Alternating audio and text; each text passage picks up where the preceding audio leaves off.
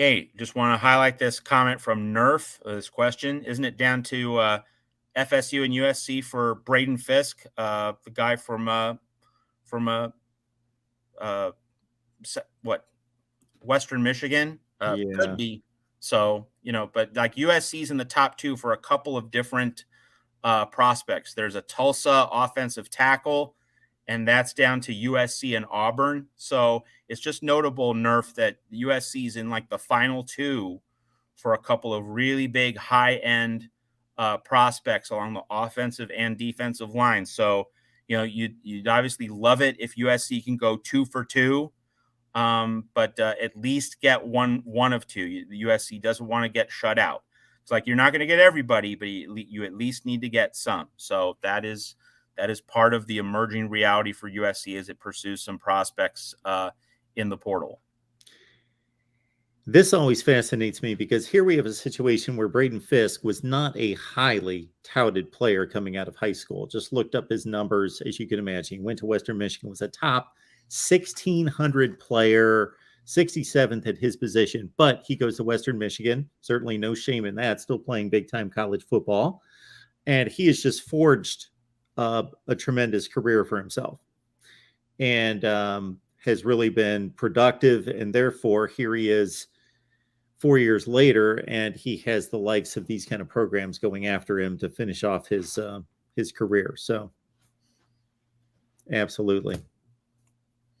And it's notable that USC is going to be in the Big Ten before too long, and so it's just going to be fascinating in this next year when players are considering transferring to USC. Players who have more than 1 year of eligibility.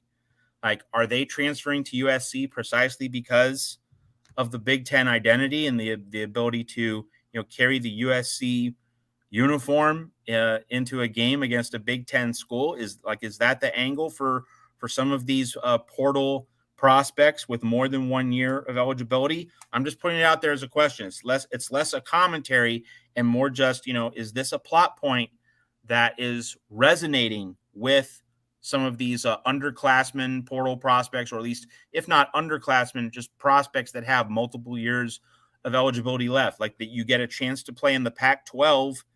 Like this is a very specific plot point for the portal prospects with multiple years of eligibility left.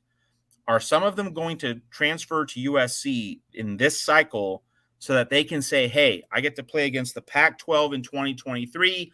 I get to play against the Big Ten in 2024, so I expose myself to a larger range of playing styles.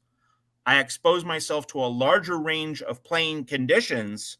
And so if I'm a 2024 NFL draft prospect, that is exactly what I want in terms of holistic development. Is that something that's driving portal prospects to USC? I don't know, but it's certainly interesting. It certainly is going to fuel some speculation in terms of what's motivating prospects to come to USC. So that's just something to follow. That's just something to monitor here at the Voice of College Football. I'm going to slap myself on the wrist for saying this, because I would slap anyone else on the wrist for jumping ahead, because we want to embrace today. We want to embrace bowl season. We want to embrace everything that's going on with USC football right now. But we will be sitting here hopefully with Matt a year from now as we build out this show, and we appreciate everybody's support. But we'll be sitting here kind of rounding third, headed home with USC and UCLA headed to the Big Ten. And oh, what an off season that will be! Oh man, looking at matchups and division format or whatever that plays out to be, which could be just a flat out 1 through 16 format in the Big Ten. Yes, phenomenal. And hey, just kind of a little teaser here. Related to Trojans Wire, I already am planning like a big Riley Files style podcast related to USC's move to the Big Ten. Recording it in late spring, early summer of 2023. We're planning ahead at Trojans Wire. Going to do something similar in terms of like a 12, 15 episode podcast project akin to what we did with the Riley Files. We already have something in the works in terms of USC's upcoming move to the Big Ten. Just want to plant that little seed several months in advance. Trojan John asking about a top 10 class. I would be a little bit more concerned just to hit the needs and hit the big players and have a great class. But number 12 right now in the 247 Sports rankings. So that certainly is obtainable. And we have until February, like early signing period. You do want at least one really big splash, but it's more about what you do in the collective period. Let's keep in mind, Trojan John, and for other USC fans who might be a little anxious about the recruiting results, Josh Henson and the staff and Lincoln Riley, they whiffed on Josh Connerly. They whiffed on Francis Mauagoa. Those were two really, really big fish offensive linemen that got away. But then as the summer continued, you did see USC get some more offensive line prospects, such as Micah Banuelos, and some other guys who came in. So, like, if USC whiffs on this guy here or that guy there, it doesn't mean like the whole system, the whole operation is failing. You're not going to land everybody, and you want to let things play out in terms of the whole cycle. Now, that having been said, like USC does need to walk away from this full cycle. Like we need to get to, when we get to National Signing Day in February, USC does need to have a really big fish on both the offensive and defensive lines. That's true.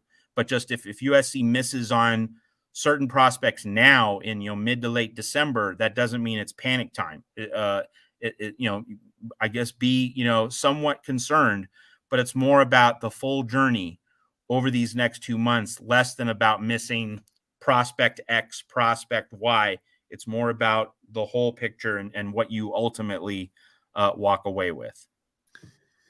Oregon State fan Connor Johnson, appreciate you getting to me. I will get back to you and we will work on some Oregon State content, sir.